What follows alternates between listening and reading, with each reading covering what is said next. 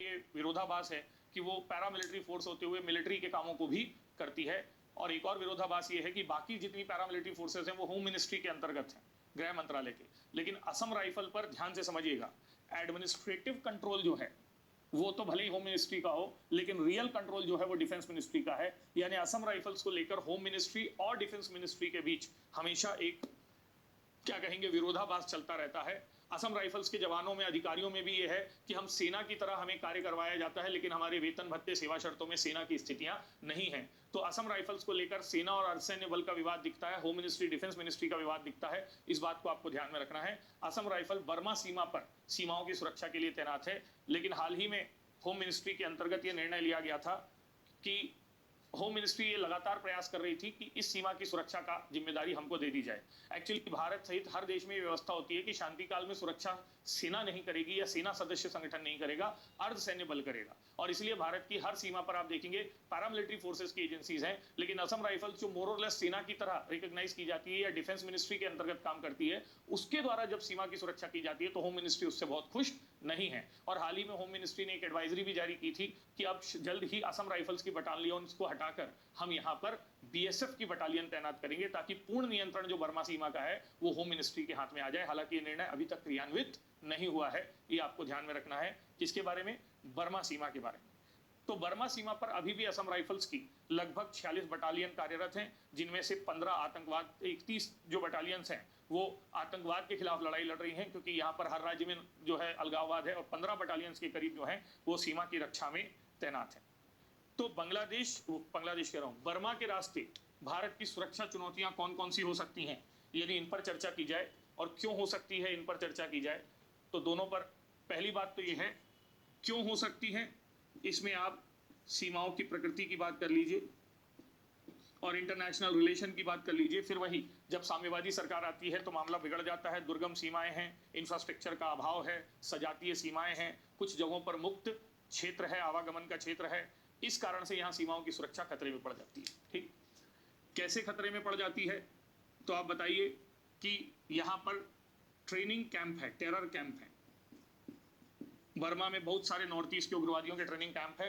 ULFA, National Socialist Council of Nagaland, Kamatapur Liberation Army, People's Liberation Army, Manipur में हमने सबके नाम बताए थे। तो मणिपुर सहित नॉर्थ ईस्ट के कई उग्रवादी संगठनों के ट्रेनिंग कैंप यहाँ पाए जाते हैं। तो ये वहाँ पर सुरक्षा की सबसे बड़ी चिंता है। दूसरी बड़ी चिंता बर्मा से आने वाले शरणार्थी हैं, और इन शरणार्थियों में जब से रोहिंग्या का एंगल जुड़ गया है, जो फिर जिसका भारत में बम विस्फोट वगैरह में हिस्सा हाथ भी देखा गया है, तो ये चिंता और बढ़ गई है।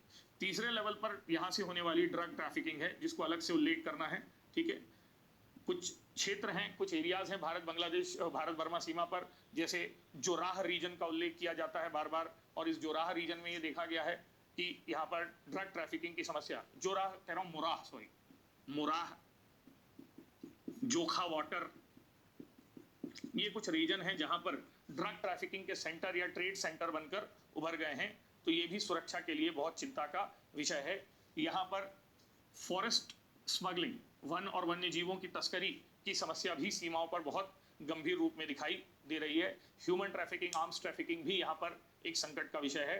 तो इसलिए भारत बर्मा सीमा को लेकर भी भारत में सुरक्षा चिंताएं नए सिरे से बढ़ रही हैं।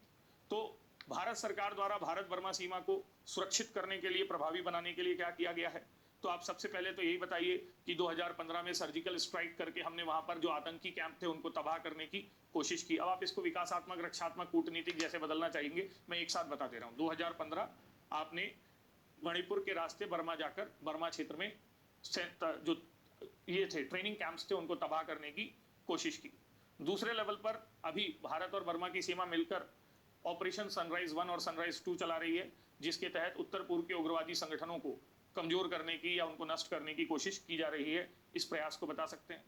2014 में भारत और बर्मा की सरकार के बीच सीमा सुरक्षा से जुड़ा एक MOU, memorandum of understanding, sign हुआ है, जिसमें यह कहा गया है कि दोनों ज्वाइंट पेट्रोलिंग करेंगे। लैंड बाउंड्री और थोड़ी सी बाउंड्री भी आ जाती है बर्मा से जुड़ी। यहाँ जो बांग्लादेश का रीजन है, यहाँ पर इंडियन ओशन वाटर वाली, तो इसके बारे में बताया गया है कि दोनों मिलकर उसकी क्या करेंगे, निगरानी करेंगे, और drug trafficking, wild life trafficking, human trafficking, arms trafficking, इन सबको यहाँ रोकने की कोशिश करेंगे। ठीक है, इसके अलावा सरकार पुनर्विचार कर रही है कि ये जो 16 किलोमीटर का मुक्त आवाजाही क्षेत्र है ये ज्यादा आतंकवाद का कारण बन रहा है, तो government is renewing there view और हो सकता है कि इसको बंद कर दिया जाए। यानी जो मुक्त आवाजाही क्षेत्र है इसको रोकने की या इसको समाप्त करने की मंशा सरकार द्वारा बनाई जा रही है।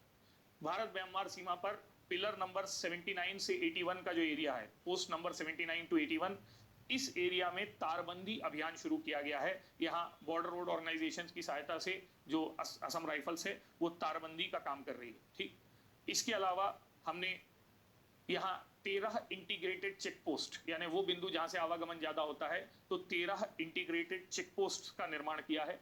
नेक्स्ट, सीमावर्ती क्षेत्रों में सड़क निर्माण की व्यवस्था को बढ़ाया जा रहा है। जैसे हमने कहा था इंफॉल मोरे जो मार्ग बनाया जा रहा है उससे, या जो कोहिमा तक मार्ग बनाया जा रहा है उससे, रेल मार्ग का विस्तार जो मिजोरम तक किया जा रहा है, इम्फाल तक किया जा रहा है, कोहिमा के पास तक किया जा रहा है, उन सब चीजों से जो हमने नॉर्थ ईस्ट के विकास में बतलाया था, इसके माध्यम से भी तो सीमा में विकास कार्यों के द्वारा, सड़क निर्माण के द्वारा, पुल निर्माण के द्वारा, रेल निर्माण के द्वारा भी सुरक्षा का काम किया जा रहा है। और फिर सुरक्षा के संदर्भ में, विकास के संदर्भ में हमने यहाँ से कलकत्ता, कलादान, सितवे, आइजोल तक जो जाएगा, तो हमने कहा था कलादान मल्टी मोड प्रोजेक्ट जो हमने बात कही थी, ये कलादान मल्टी मोड प्रोजेक्ट को भी आप सीमा सुरक्षा के अंतर्गत बता सकते हैं, क्योंकि इस प्रोजेक्ट के थ्रू इस क्षेत्र के डेवलपमेंट की बात की जा रही है, तो इसको आप Kaladan multi modal transit transport project बताया जा सकता है।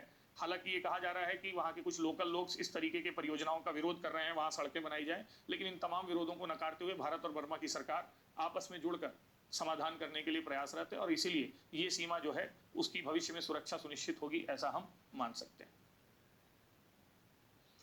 इंडो भूटान बाउंड्री 6वीं सबसे बड़ी बाउंड्री है और ये बाउंड्री 699 किलोमीटर की मानी जाती है।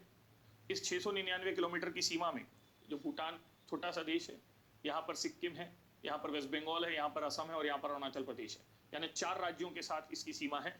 तो भूटान के संदर्भ में आप बताइए, 699 किलोमीटर की बाउंड्री है, 4 स्टेट हैं जिसमें सिक्किम, उसके बाद हमने कहा वेस्ट बंगाल, उसके बाद हमने कहा असम और उसके बाद अरुणाचल प्रदेश।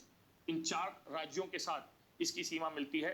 सबसे बड़ी सीमा जो है वो 267 असम के साथ है, फिर अरुणाचल प्रदेश के साथ 217 किलोमीटर है, तीसरे लेवल पर वेस्ट बंगाल के साथ 183 किलोमीटर है और सिक्किम के साथ छोटी सी सीमा शेयर होती है जो मात्र 32 किलोमीटर की है। तो इस प्रकार 4 राज्यों के साथ भूटान की सीमा शेयर की जाती है।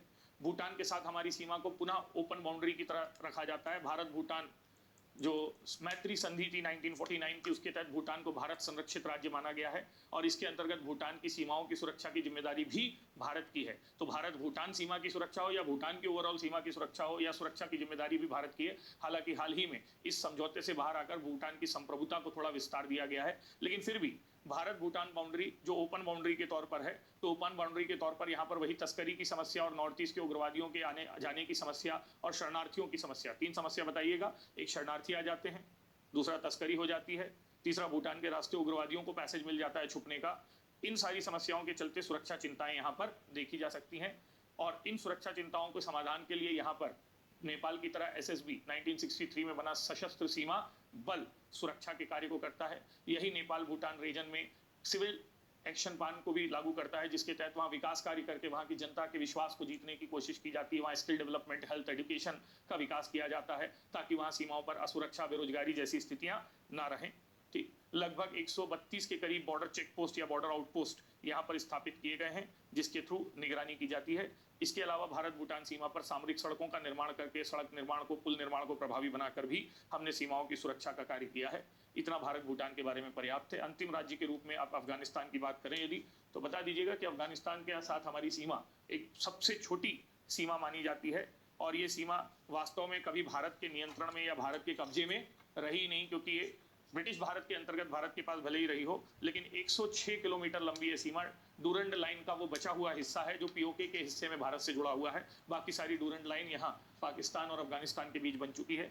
तो जब तक भारत पीओके पर नियंत्रण नहीं कर लेता, इस सीमा से जुड़ी सुरक्षा चुनौतियां हमारे लिए नहीं है। लेकिन फिर भी आप ये कह सकते हैं कि इसी सीमा से होकर पीओके के क्षेत्र में तालिबान का प्रभाव, IS का प्रभाव, ठीक है ना, ये सब प्रभाव बढ़ता है और वो आगे चलकर कश्मीर में आतंकवाद, इस्लामिक आतंकवाद वगैरह को जन्म देता है और इसलिए इस सीमा की सुरक्षा भी जरूरी है। आपको जानकारी होगी कि भारत ने अभी अभी अपने इंडियन मेट्रोलॉजिकल डिपार्टमेंट जो है उसने अपने मौसम के पूर्वानुमान में जम्मू कश्मीर के या पाकिस्तान वाले कब्जे वाले कश्मीर को क्या किया है, शामिल किया है। और प्रतिदिन मौसम के पूर्वानुमान में अब हम जैसे दिल्ली का मौसम बताते हैं, वैसे ही हम पीओके के 2 हिस्सों का मौसम बताते हैं। एक है गिलगित बाल्टिस्तान, ये ऊपर के हिस्से को कहते हैं जीबी, और ये वाला हिस्सा जो है यहाँ वाला, इसको कहते हैं आज़ाद कश्मीर। 2 प्रांत में उन्होंने इसको बांट कर रखा है।